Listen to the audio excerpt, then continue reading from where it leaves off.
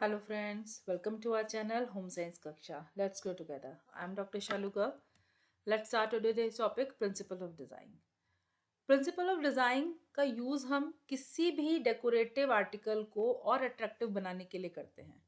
जितने भी elements of design हमारा यूज़ होता है उसमें किसी भी पीस ऑफ आर्ट को इम्प्रेसिव लुक देने के लिए, मीनिंगफुल लुक देने के लिए हम इसमें यूज़ करते हैं प्रिंसिपल्स ऑफ आर्ट का। प्रिंसिपल ऑफ आर्ट जो है उन्हीं को हम प्रिंसिपल ऑफ डिज़ाइन भी कहते हैं। प्रिंसिपल ऑफ डिज़ाइन को ज़्यादा अट्रैक्ट बनाने के लिए हमें दो तरह की बातों का बहुत ज़्यादा ध्यान रखना पड़ता है। सबसे पहले तो है क्वालिटी मटेरियल है वो हम यूज़ करें, जैसे कि लाइन, फॉर्म, टेक्सचर। उसके अलावा जो क्वालिटी मटेरियल है उनको हम किस तरह से असेंबल कर सकते हैं, अरेंज कर सकते हैं किसी भी चीज़ की खूबसूरती को बढ़ाने के लिए। प्रिंसिपल ऑफ डिज़ाइन जो है मेन हमारे 5 तरह के होते हैं: हार्मनी, बैलेंस, रिदम, प्रोपोर्शन और एम्फेसिस। इनको हम वन बाय वन पढ़ेंगे। सबसे पहले आता है हार्मनी। हार्मनी क्या है? हार्मनी जब भी कोई डेकोरेटिव आर्टिकल या कोई फर्नीचर, वॉल पिक्चर, कर्टेन या कोई भी हम रूम में यूज कर रहे हैं तो उसको एक हार्मोनियल वे में लगाना ही हार्मनी कहलाता है। जो साइज है, शेप, टेक्सचर, कलर या एक्सप्रेशन है वो किसी भी ऑब्जेक्ट या आर्टिकल को हम रूम में किस तरीके से रख रहे हैं वो हार्मनी शो करता है। हार्मनी जो है हमारा एक बहुत ही इंपॉर्टेंट एलिमेंट है डिजाइन का।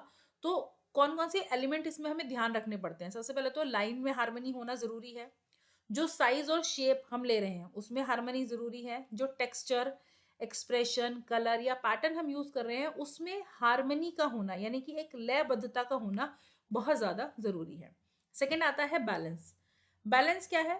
जब भी हम जो ऑब्जेक्ट यूज कर रहे हैं उसमें जो इंटीरियर डेकोरेशन का जो हमारा प्रिंसिपल है उसमें बैलेंस एक बहुत इंपॉर्टेंट रोल प्ले करता है, क्योंकि जो ऑब्जेक्ट हम अपने रूम को डेकोरेट करने में यूज कर रहे हैं वो किस तरीके से रखे हुए हैं, उनके बीच का गैप, जो गैप हमने लिया है वो प्रॉपर है या नहीं है, और रखी हुई चीज अगर वो अट्रैक्टिव लग रही है तो वो ही हमारा बैलेंस कहलाता है। इसका जो मेन अर्थ है वो कंफर्टेबल या चीजों को स्टेबल या परमानेंट करने से भी है। बैलेंस जो है उसका मतलब है कंफर्ट।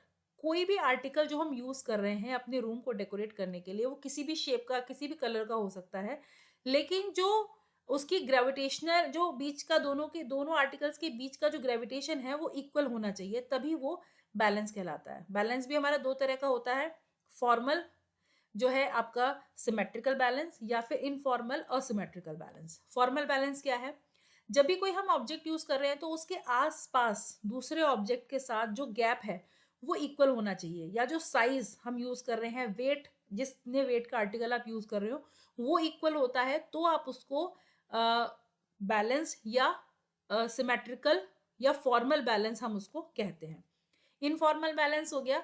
इनफॉर्मल बैलेंस जब भी हम कोई ऑब्जेक्ट यूज कर रहे हैं जरूरी नहीं कि उसके आसपास का ऑब्जेक्ट जो है उसी के जैसा हो, उससे छोटा भी हो सकता है, उससे बड़ा भी हो सकता है, या फिर जो दो आर्टिकल हैं उनके बीच का गैप कम ज्यादा भी हो सकता है, लेकिन अगर वो देखने में अट्रैक्टिव लग रहा है, आपको वो अपील कर रहा है, तो इस तरह का जो बैलेंस है वो हमारा इनफॉर्मल बैलेंस कहलाता है। उसके बाद आता है रिदम। रिदम में कोई भी जो आर्टिकल हम यूज कर रहे हैं वो एक मूवमेंट का प्रिंसिपल शो करता है, चाहे वो ग्रोथ हो प्लांट्स की, या फिर आप उसमें जो आपने डिजाइनिंग यूज की है, जो आप आर्टिकल्स यूज कर रहे हैं, जो डेकोरेटिव मटेरियल यूज कर रहे हैं, उसमें रिदम होनी बहुत जरूरी है। वो जैसे म्यूजिक में रिदम होती है उसी तरह से इंटीरियर डेकोरेशन में भी रिदम एक बहुत ही इंपॉर्टेंट रोल प्ले करता है। मूवमेंट, आंखों का मूवमेंट, इंटीरियर डिजाइनिंग में हमें क्या दिखता है? आंखों का मूवमेंट। खाली स्पेस में जब हम जाते हैं तो वहां हमें कुछ नहीं दिखाई देता, लेकिन जब हम उसमें ऑब्जेक्ट लगा देते हैं तो ऑब्जेक्ट एक जगह से दूसरे जगह तक का जो मूवमेंट होता है तो वो हमारी आंखों के बीच में, चाहे वो स्पेस खाली है चाहे वो उस स्पेस में ऑब्जेक्ट है, जो मूवमेंट है, जो लय, जो एक सिरे से चलता आ रहा है वो एक ही जैसा होना चाहिए। ये मूवमेंट ही आपका रिदम शो करता है।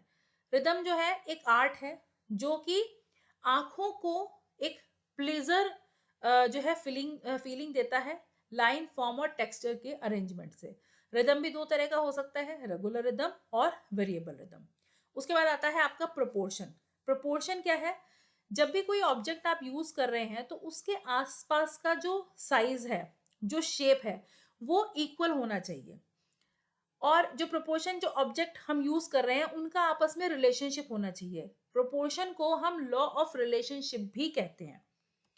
जब भी कोई ऑब्जेक्ट हमें अट्रैक्ट कर रहा है, उसकी कलर, शेप, या वो अकेला भी रखा हुआ है, तो वो ऑब्जेक्ट करेक्ट प्रोपोर्शन में होना चाहिए। बहुत ऐसा ना हो कि एक छोटे से एरिया में आपने बहुत बड़ा ऑब्जेक्ट रख दिया, या अब बहुत बड़े एरिया में आपने एक छोटा सा ऑब्जेक्ट रख दिया।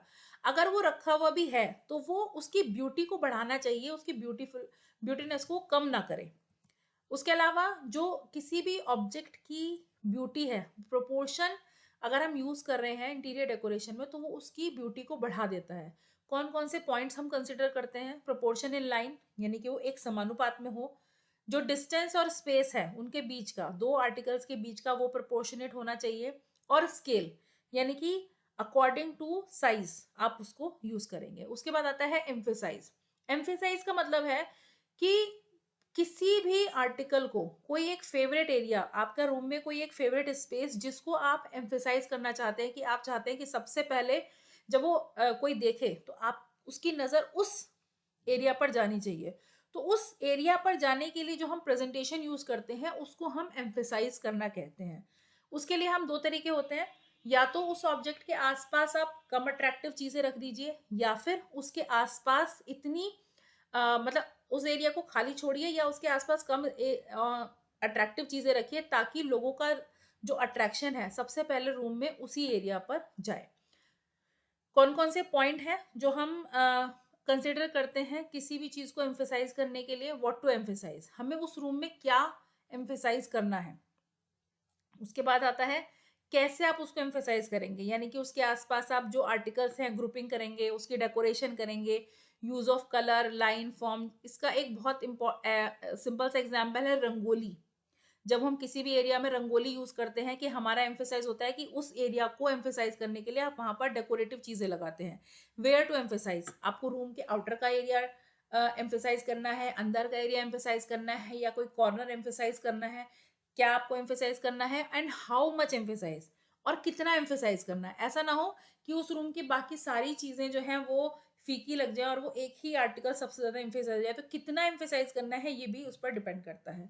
सो आई होप आपका आज का टॉपिक क्लियर हुआ होगा। Thanks for watching, do like, share and subscribe our channel home science कक्षा। बाय।